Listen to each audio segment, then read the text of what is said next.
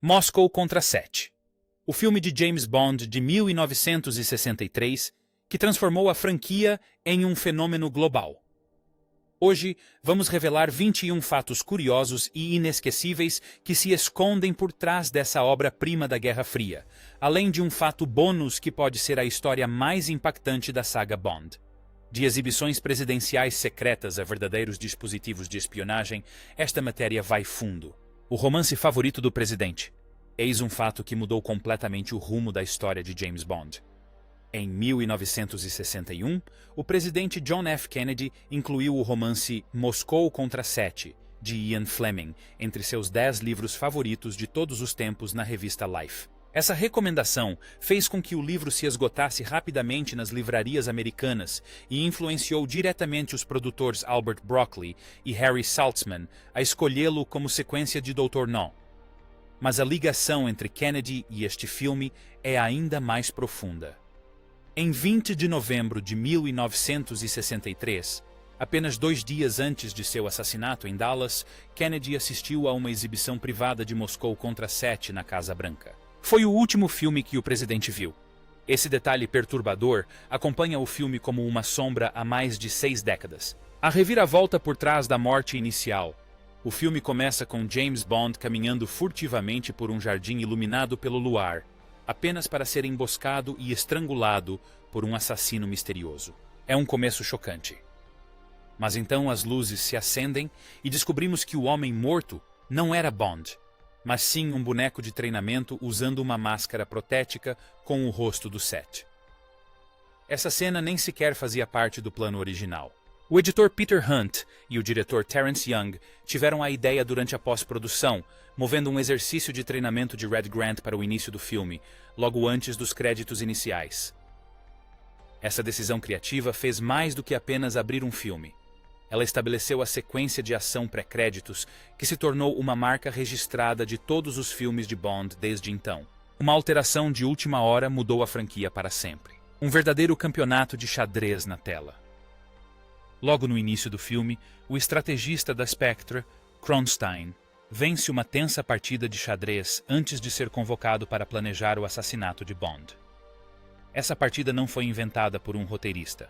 A imagem foi retirada diretamente de uma das partidas de xadrez mais célebres da história. A posição no tabuleiro recria os lances finais da lendária vitória de Boris Spassky sobre David Bronstein no Campeonato Soviético de 1960 em Leningrado.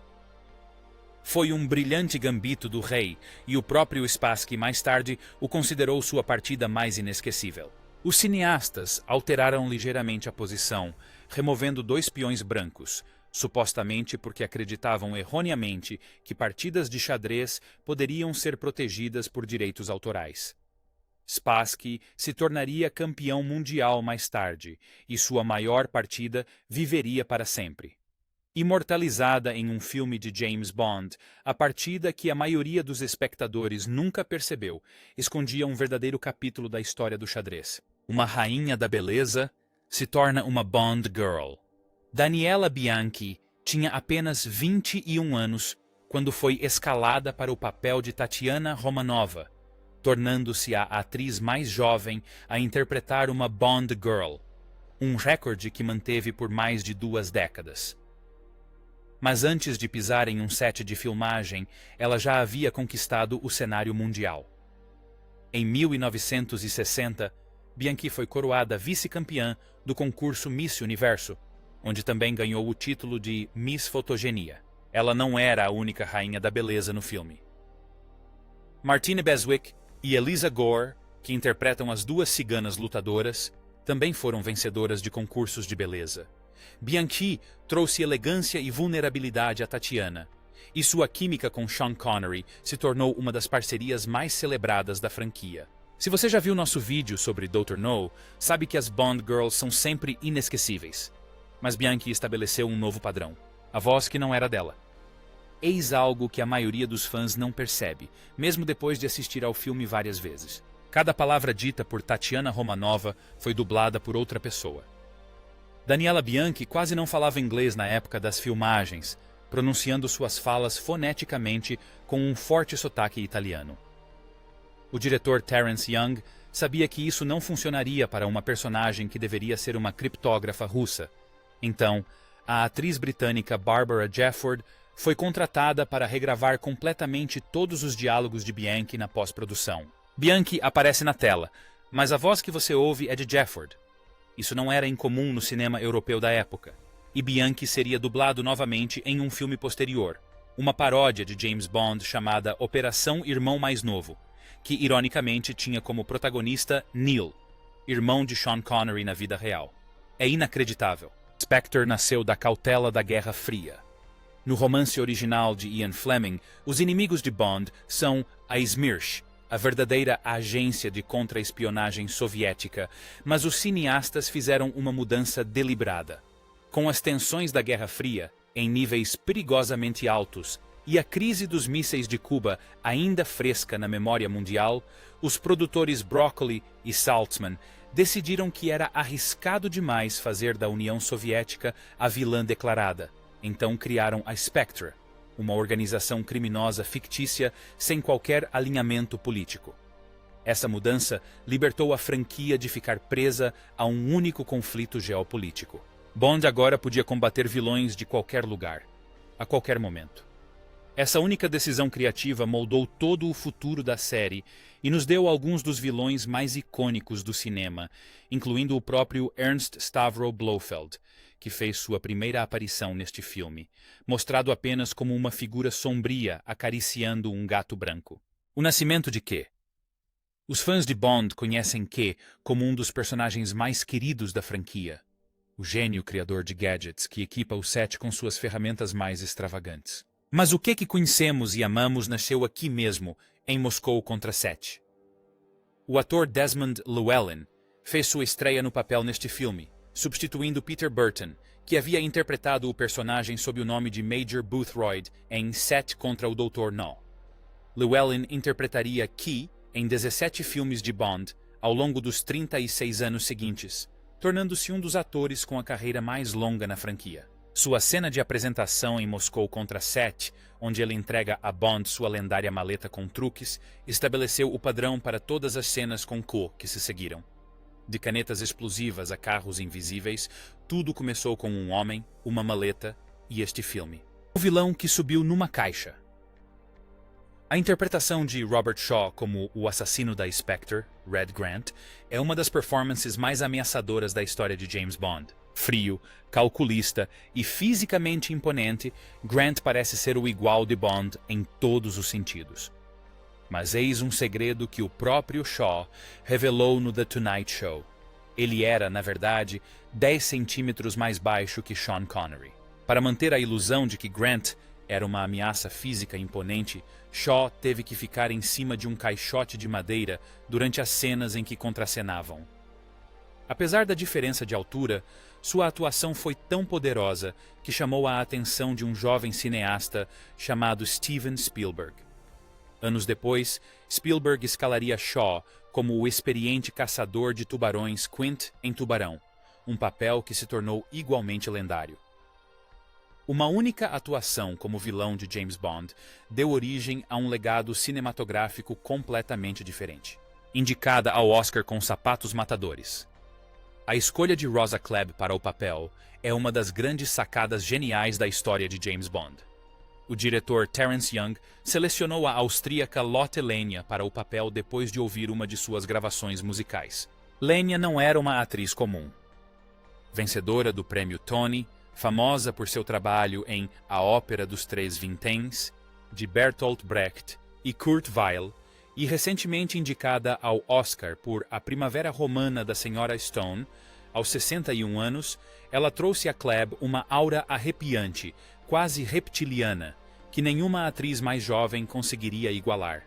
E depois há aqueles sapatos.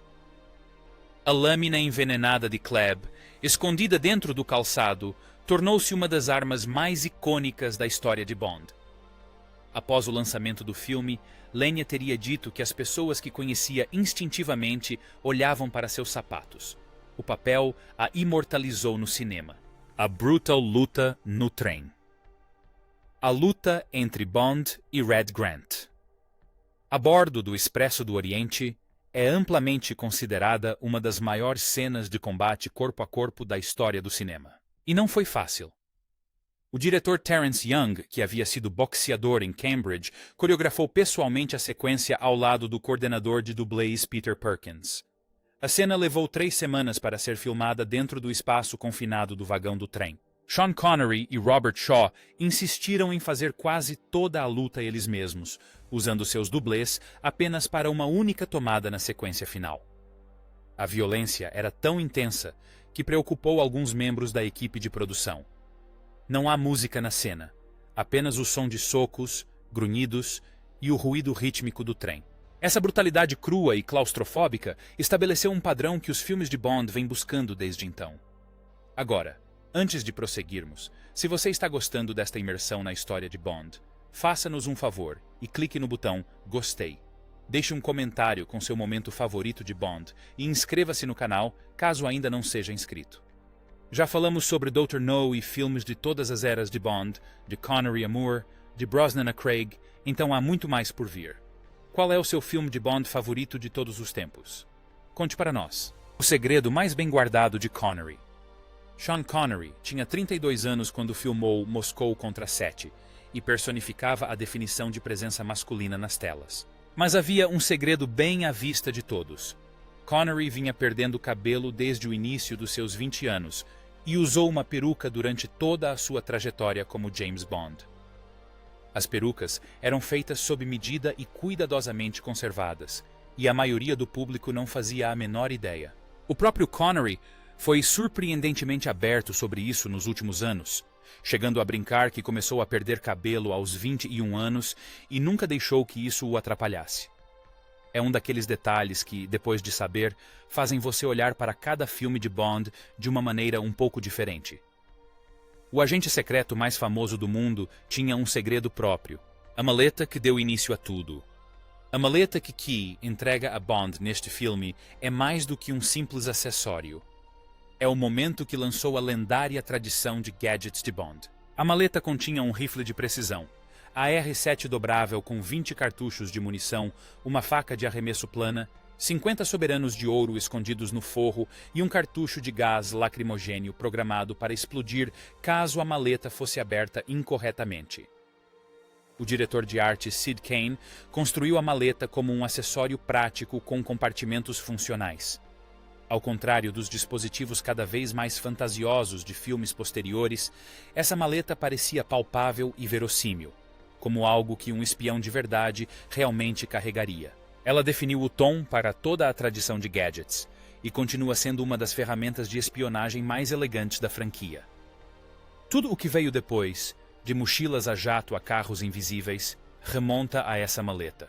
Hitchcock quase dirigiu.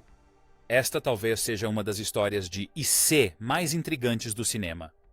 Após o lançamento de 7 contra o Dr. No, o lendário diretor Alfred Hitchcock teria expressado interesse em dirigir um filme de James Bond. Dado o domínio de Hitchcock sobre o suspense, teria sido uma combinação perfeita, mas o acordo nunca se concretizou, provavelmente devido a preocupações com os custos. Só o cachê de Hitchcock já teria consumido uma parte significativa do orçamento. Em vez disso, Terence Young voltou à direção. Mesmo assim, a sombra de Hitchcock paira sobre nós, vinda da Rússia com carinho. A perseguição de helicóptero é uma clara referência à sequência do avião agrícola em Intriga Internacional, e o tom geral do filme, de suspense paranoico, remete profundamente ao estilo Hitchcockiano. Bond pode nunca ter tido Hitchcock atrás das câmeras, mas este filme foi o que mais se aproximou de sua obra. E fique ligado, porque nossa curiosidade no final é uma história que você não vai esquecer. Após o sucesso inesperado de 7 contra o Dr. No, que havia sido produzido com um orçamento modesto de aproximadamente $1 milhão, a United Artists abriu os cofres para a sequência. O estúdio dobrou o orçamento de produção para $2 milhões e ofereceu um bônus significativo para Sean Connery, que recebeu $100 mil adicionais, além de seu salário de $54 mil. Esse dinheiro extra permitiu filmagens em locações em Istambul, cenários elaborados e uma escala de produção maior, o que colocou a franquia em sua trajetória para se tornar uma das séries de filmes mais lucrativas da história. O investimento compensou de forma espetacular. Moscou contra 7 arrecadou mais de 12 milhões de dólares em todo o mundo em seu lançamento inicial, mais que o dobro do que 7 contra o Dr. No havia arrecadado. A franquia Bond não era mais uma aposta, era uma mina de ouro. A música tema oculta. A maioria dos fãs de Bond associa a franquia às suas icônicas músicas tema de abertura. Mas Moscou contra 7 aborda a música de uma maneira singularmente discreta.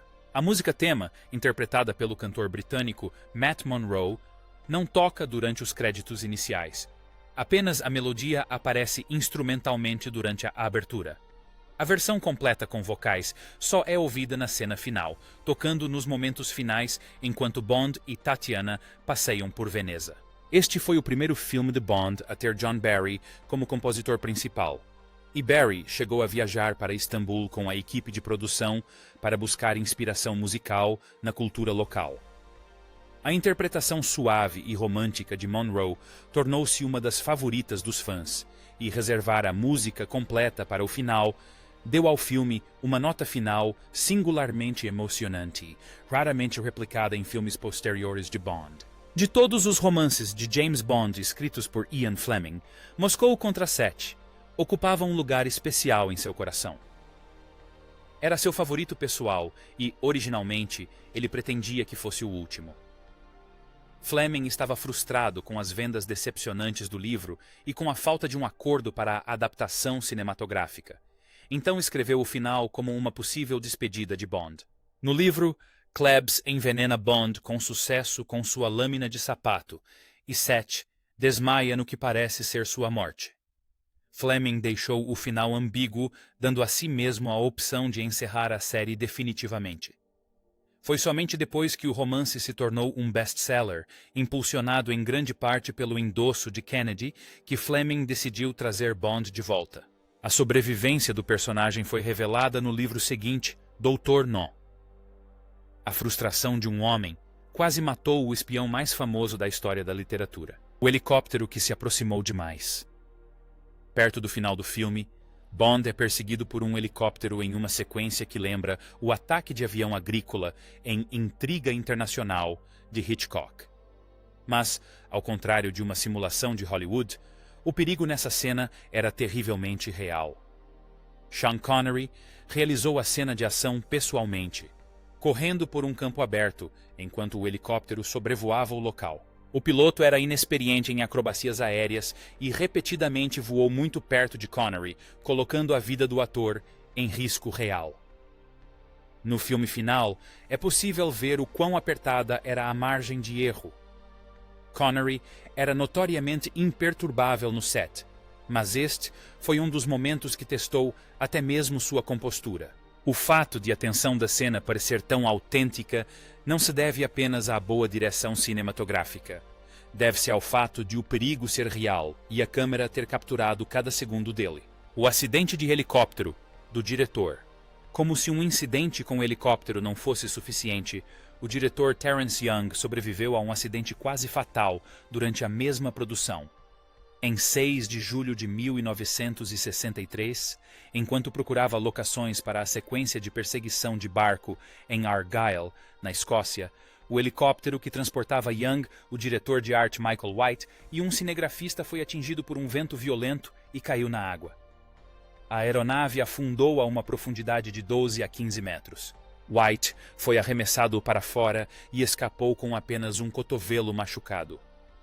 O cinto de segurança do piloto se rompeu, permitindo que ele nadasse livremente, mas Young ficou preso debaixo d'água dentro de uma pequena bolsa de ar no compartimento de passageiros. A tripulação abriu a cobertura e o retirou de lá, sangrando e ferido. Surpreendentemente, Terence Young estava de volta atrás da câmera em menos de uma hora, continuando as filmagens do dia como se nada tivesse acontecido. A revolucionária sequência de abertura. Quando o designer original da sequência de abertura, Maurice Binder, teve desentendimentos com os produtores e se recusou a retornar, o artista gráfico Robert Brownjohn assumiu o projeto e o resultado mudou Bond para sempre. Brown John projetou os créditos de abertura diretamente nos corpos das dançarinas do ventre, criando uma experiência visual sensual e hipnótica, diferente de tudo que o público já havia visto. Sua inspiração veio do artista construtivista Laszlo Moholy-Nagy, que havia experimentado projetar luz em nuvens na década de 1920. Brown John transformou esse conceito vanguardista em algo sedutor e cinematográfico. A técnica estabeleceu a tradição de apresentar silhuetas de mulheres com pouca roupa nos créditos de abertura dos filmes de James Bond, um motivo visual que perdurou em todas as eras da franquia. O que começou como uma solução criativa, quando o designer original abandonou o projeto, tornou-se uma das marcas visuais mais reconhecidas em todo o cinema. A faca escondida no sapato era real. A lâmina envenenada de Rosa Klebb, escondida dentro do sapato, é uma das armas mais memoráveis da história de James Bond, mas eis o que a torna verdadeiramente perturbadora. De acordo com diversas fontes, incluindo as próprias curiosidades do filme, o sapato com faca embutida foi baseado em uma arma real usada pela KGB durante a Guerra Fria. Agentes da inteligência soviética eram conhecidos por carregar lâminas escondidas em seus calçados, e Fleming, que trabalhou na inteligência naval britânica durante a Segunda Guerra Mundial, inspirou-se bastante em técnicas reais de espionagem ao escrever seus romances. A faca-sapato não foi fruto da imaginação. Foi inspirada no mundo muito real e letal da espionagem da Guerra Fria. Esse conhecimento transforma um dos momentos mais teatrais de Bond em algo muito mais arrepiante. A linha que separa a ficção da realidade nesta franquia sempre foi mais tênue do que a maioria das pessoas imagina. Curiosidade extra. O ator que deu tudo de si. Prometemos uma curiosidade extra, e esta fica na memória muito depois dos créditos finais. O ator mexicano Pedro Armendáriz foi escolhido para o papel de Carambé por recomendação do lendário diretor John Ford. Mas pouco antes do início das filmagens, Armendáriz foi diagnosticado com câncer terminal. Em vez de substituir o ator, o diretor Terence Young reorganizou todo o cronograma para filmar suas cenas primeiro, condensando-as em 2 semanas. Embora visivelmente com dor, Armendáriz perseverou em cada cena, determinado a deixar um legado para sua família. Durante as filmagens, ele e Ian Fleming, que também estava gravemente doente, criaram um laço por compartilharem a amizade com Ernest Hemingway, que havia tirado a própria vida em vez de enfrentar uma doença terminal. Quando suas cenas foram concluídas, Young deu uma festa de despedida. Um mês depois, Armendáriz tirou a própria vida. Ele nunca viu o filme finalizado. Para as cenas restantes, o próprio Young serviu como dublê, filmado por trás. É uma das atuações mais corajosas da história do cinema.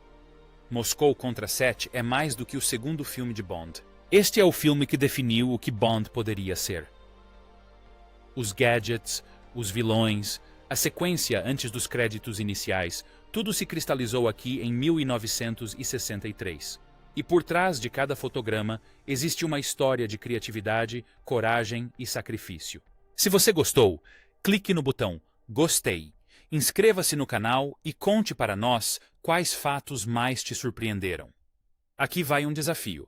Faça um chute do Klebb nos comentários para sabermos que você chegou até o final. Já analisamos filmes de James Bond de todas as eras. Deveríamos abordar outro clássico de Connery em seguida? Qual momento deste filme ainda te arrepia?